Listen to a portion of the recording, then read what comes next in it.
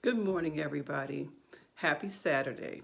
I'd like to begin first by saying thank you to each and every one of you who've allowed me to come into your home on a daily basis for a short period of time and to commune with you. Today, I kind of want to talk about how, for me, this has been the end of 3 weeks of social distancing isolation. For some of you, it's been a longer period of time, and for some of you, it's been a shorter period of time.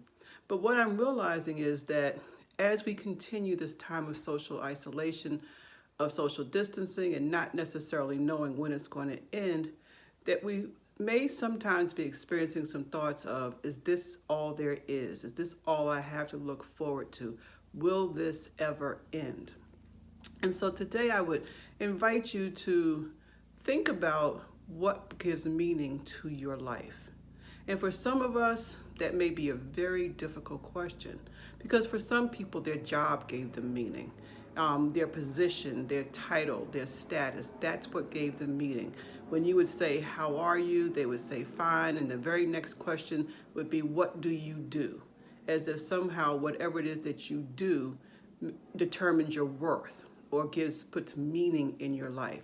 Now, I know some of us have jobs or positions where the things that we do are meaningful. I'm not trying to minimize that, but we are much greater than just our job. We're much greater than just where we live or our status, because all those things are transient. All those things can be taken away. Some of us have experienced that during this time with battling this COVID-19, some people have lost their jobs. Some people are having to redefine what their work life looks like. They're now working from home and finding that it's a very difficult or different experience. What I've noticed from a lot of my friends who are working from home, they're finding that they're doing a lot more work. And at the end of their work time, they're extremely exhausted. So a quick tip is, if you are working from home, give yourself permission that at least for 5 minutes of every hour that you are working, to get up and stretch, to get up and change your position, to get up and move your body so your body's not stuck in that same seated position. But now back to the topic I really wanted to talk about. What gives meaning to your life? Meaning to your life is how I define spirituality. I know a lot of people, when I ask people, how do you define spirituality? They'll talk about their denomination they belong to or the religion that they practice. But that's not what I'm talking about. Spirituality, your religion, your denomination is more of a structure. Spirituality, from my perspective, has to do with what gives meaning to your life. For example, if you are a Christian, what may give meaning to your life is your belief in God and your faith.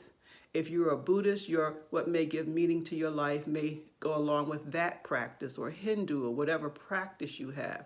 But let's say you don't practice any of those things. There still is something that gives meaning to your life. For a lot of people, it's nature. When they go outside and they see all the grass and the flowers and all those things that grow out the earth, it gives them a sense of hope. It gives them a sense of peace. For some people, what gives meaning to their life is their family. For some people, what gives meaning to their life is being able to go fishing or being able to indulge in something that helps them to feel like they're a part of something greater than themselves. I don't know what that might be for you, because it differs from person to person. I really do love nature. I love the water. Whenever I'm near the water or see a body of water, it just fills me with a sense of awe. And particularly when I look out into the horizon and I kind of picture what's on the other side of that water, I realize that I'm just a small part of something that's much greater than myself.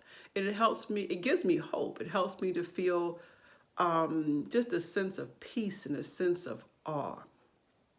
So my question to you today is, what gives meaning to your life?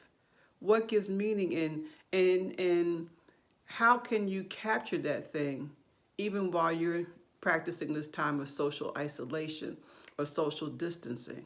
Now you may say, I can't go out and see the water the way I want to, but you can look at pictures from your past vacations.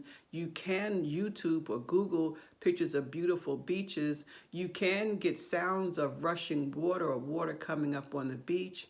You may say, well, I'm only really used to worshiping because my worship gives me meaning in my life. Well, I'm here to tell you, you can worship all by yourself.